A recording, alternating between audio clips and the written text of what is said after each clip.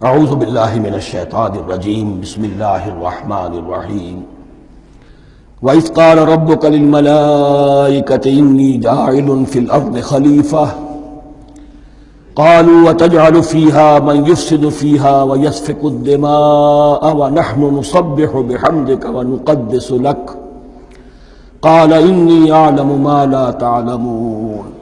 جیسا کہ میں نے عرض کیا تھا، سورہ بقرہ کے پہلے 4 رکوع نہایت اہم ہیں، نہایت جامع ہیں۔ پہلے 2 رکوعوں میں 3 قسم کے انسانوں کی وضاحت کی گئی، 3 قسم کے کردار کے نقشے کھینچ دیے گئے۔ تیسرے رکوع میں قرآن مجید کی دعوت کا خلاصہ آ گیا، توحید فی العقیدہ، توحید فی العمل، یعنی عبادت اللہ کی، ایمان بالرسالت، قرآن مجید کو منزل من اللہ کلام ماننا۔ اس میں اگر شک ہے تو جو بھی چیلنج تھا، اگر واقعتاً تمہیں شک ہے، حقیقت میں شک نہیں ہے، لیکن جیسا کہ تم کہہ رہے ہو کہ تمہیں شک ہے تو کوشش کرو اس کے مقابلے کی ایک صورت بنانا ہو۔ پھر آخرت، جنت اور دوزخ، ان دونوں کا تذکرہ ہو گیا۔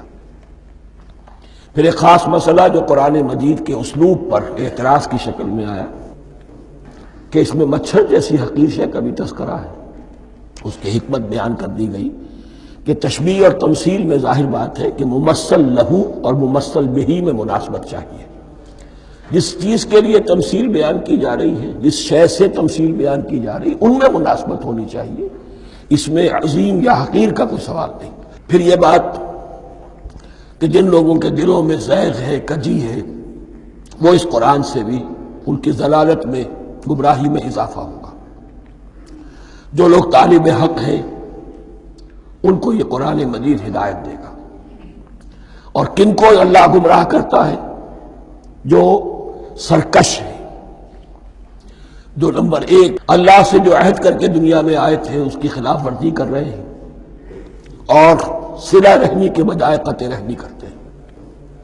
اس کے بعد ایک بہت اہم فلسفیانہ بات آ گئی، اور اسی کے ضمن میں نے اصل میں یہ ساری بات دہرائی ہے۔ میں نے کہا تھا کہ یہ بات واضح ہوگی آگے جا کر سورہ غافر میں۔ پھر ذہن میں لائیے کہ جب یہ صورت نازل ہوئی ہے، سورہ غافر نازل ہو چکی تھی، لہذا یہاں اجمالی تذکرہ ہے، وہاں تفصیلی تذکرہ ہے۔ اہل جہنم کا قول نقل ہوا ہے، ربنا امتنا اثنتین واحییتنا اثنتین فاعترفنا بذنوبنا فہل الی خروج من سبیل۔ اے اللہ، تو نے 2 مرتبہ ہم پر موت وارد کی، 2 مرتبہ ہمیں زندہ کیا، اب ہم نے اپنے قصور تسلیم کر لیے، تو اب یہاں سے بھی کوئی اور مرحلہ ہے یا نہیں؟ یہاں سے نکلنے کا بھی کوئی راستہ ہے یا نہیں؟ اس سے حقیقت یہ واضح ہوئی، انسان کی تخلیق اول ہوئی عالم ارواح میں، صرف ارواح کی حیثیت سے، اور حدیث میں آتا ہے الارواح جنود مجندہ، لشکروں کی شکل، تمام انسان۔ ان سے عہد لیا گیا الست بربکم قالوا بلی، پھر سلا دیا گیا ارواح کو۔ یہ گویا کہ پہلی موت تھی جو ہم گزار آئے۔ پھر عالم خلق کا مرحلہ آیا۔ عالم خلق میں یہ تناسل کے ذریعے سے رحم مادر میں جب ایک جنین تیار ہوتا ہے تو ایک حدیث ہے حضرت عبداللہ ابن مسعود سے، 4 مہینے کا جب جنین ہو جاتا ہے تو اس کے بعد وہ روح لا کر اس میں پھونک دی جاتی ہے۔ یہ گویا کہ احیاء اولا ہو گیا، پہلی مرتبہ کا زندہ کیا جانا، پہلی موت کی نیند سے جگا دیا گیا۔ اے تازہ واردان بساط ہوائے دل، اب ہم اس دنیا میں اس جسد کے ساتھ زندہ ہوئے، اب پھر موت آئے گی، جسد یہی چلا جائے گا جہاں سے آیا تھا، روح جہاں سے آئی تھی وہاں واپس جائے گی۔ ثم یمیتکم ثم یحییکم ثم الیہ ترجعون، پھر تمہیں اللہ کی طرف لوٹا دیا جائے گا۔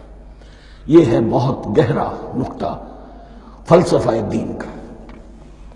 اس کے بعد مضمون شروع ہو رہا ہے خلافت کا، جس کا اجمالی جو ہے تذکرہ تیسرے رکوع کی آخری آیت میں آ گیا، هو الذی خلق لکم ما فی الارض جمیعا، زمین میں جو کچھ ہے اے انسانوں تمہارے لیے پیدا کیا گیا۔ اسی کے ساتھ جڑتا ہوا مضمون اب خلافت کا آ رہا ہے۔ وَإِذْ قَالَ رَبُّكَ لِلْمَلَائِكَةِ إِنِّي جَاعِلٌ فِي الْأَرْضِ خَلِيفَةً، اور یاد کرو جب کہ کہا تھا تمہارے رب نے فرشتوں سے، میں بنانے والا ہوں زمین میں ایک خلیفہ۔ اب خلیفہ کی حقیقت کو سمجھیے، خلیفہ کسے کہتے ہیں؟ نائب۔ عام طور پر لوگوں کو مغالطہ ہوتا ہے کہ خلیفہ جانشین جو ہے وہ تو کسی کے موت کے بعد ہوتا ہے، زندگی میں تو نہیں ہوتا۔ لیکن یہاں اصل میں ہمارے لیے بہت آسان ہے، انسان کی جو اصل حقیقت ہے اس دنیا میں اس کو سمجھنے کے لیے یوں سمجھیے کہ ہم آج سے 50 سال پہلے انگریز کے غلام تھے۔ ہمارا بادشاہ یا ملکہ انگلستان میں تھا یا تھی، دہلی میں وائس رائے ہوتا تھا۔ وائس رائے کا کام کیا ہے؟ جو حکم آیا ہے ہز میجسٹیز گورنمنٹ کا یا ہر میجسٹیز گورنمنٹ کا جو حکم آیا ہے بلا چون و چرا، بغیر کسی تغیر اور تبدل کے نافذ کرے۔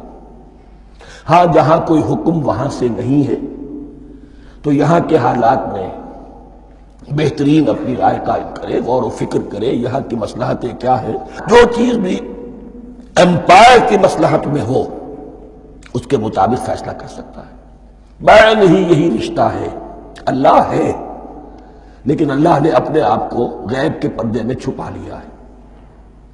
زمین پر انسان ہے، اب انسان کا کام یہ ہے جو ہدایت آ رہی ہے اللہ کی طرف سے اس پر تو بے چون و چرا عمل کرے۔ جہاں کوئی ایکسپریس ہدایت نہیں ہے، کوئی واضح ہدایت نہیں ہے، وہاں اپنے بیسٹ ججمنٹ کو ایکسرسائز کرے، اسی کا نام اجتہاد ہے۔ غور و فکر کرے، سوچے، اور جو بات روح دین کے زیادہ سے زیادہ مطابقت رکھنے والی ہو اس کو اختیار کرے۔ بین ہی یہی رشتہ ہے در حقیقت، رشتہ خلافت کہ جو اللہ اور انسان کے مابین ہے۔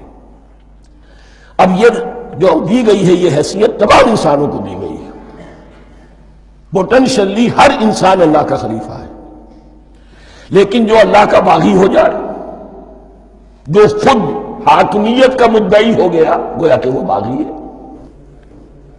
اب اگر شاہ جہان بادشاہ تھا، اس کا کوئی ولی عہد تھا، اور ولی عہد جو ہے صبر نہیں کر سکتا، اپنے باپ کی زندگی ہی میں بغاوت کر دیتا ہے، حکومت حاصل کرنا چاہتا ہے، تو اب وہ کیا ہے؟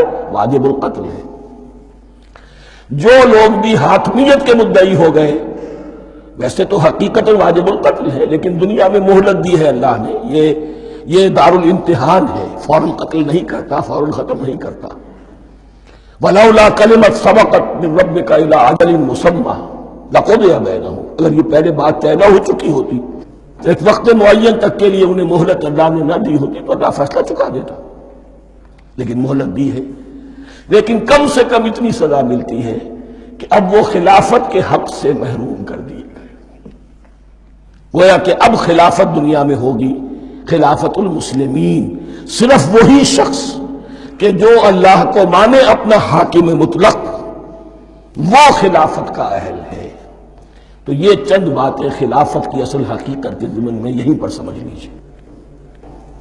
وَإِذْ قَالَ رَبُّكَ لِلْمَلَائِكَةِ إِنِّي جَاعِلٌ فِي الْأَرْضِ خَلِيفَةً قَالُوا أَتَجْعَلُ فِيهَا مَن يُفْسِدُ فِيهَا وَيَسْفِكُ الدِّمَاءَ وَنَحْنُ نُسَبِّحُ بِحَمْدِكَ وَنُقَدِّسُ لَكَ۔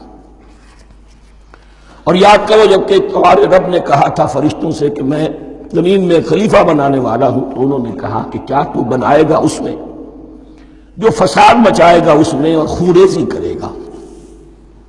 وَنَحْنُ نُسَبِّحُ بِحَمْدِكَ وَنُقَدِّسُ لَكَ، ہم آپ کی تسبیح اور تحمید اور آپ کی تقدیس میں لگے ہوئے ہیں۔ قَالَ إِنِّي أَعْلَمُ مَا لَا تَعْلَمُونَ، فرمایا میں جانتا ہوں جو تم نہیں جانتے۔ اب یہاں سوال پیدا ہوتا ہے کہ فرشتوں کو یہ گمان کیسے ہوا، یا یہ خیال کیسے ہوا؟ دو رائے ہیں اس میں۔